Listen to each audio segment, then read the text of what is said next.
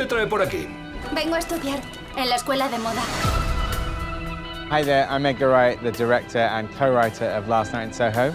And I'm Krysty Wilson-Cairns, the co-writer of Last Night in Soho. And we are standing in London, Soho, and we would like to take you around some of the locations from the film. Behind us is currently a construction site, but we made this into one of the clubs in the movie, the Rialto. Soho is, to me, like the only part of London that's 24/7, because around here, and especially like Old Compton Street through the middle, sort of feels like the heartbeat of London to me.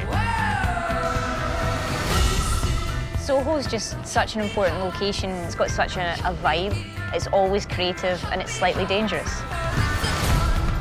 We are here in the heart of Soho, which is Frith Street. There's like 3 streets next to each other. I remember it DFG, Dean, Frith, Greek.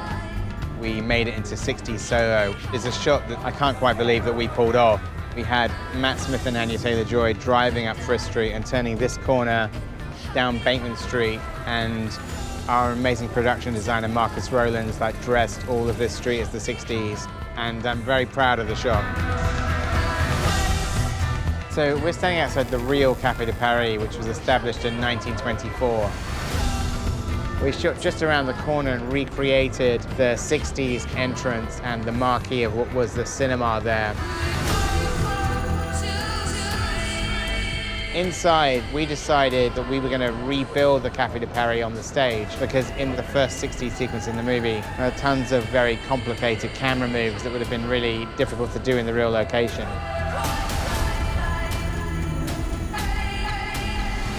The toucan here is important to the movie because we use it as a location throughout. Back in the 60s, it was a bar called the Knuckles Bar. Jimi Hendrix played the Animals, musical visionaries of the 60s, 70s, 80s. And then around about the early 90s, it became the bar you see behind us.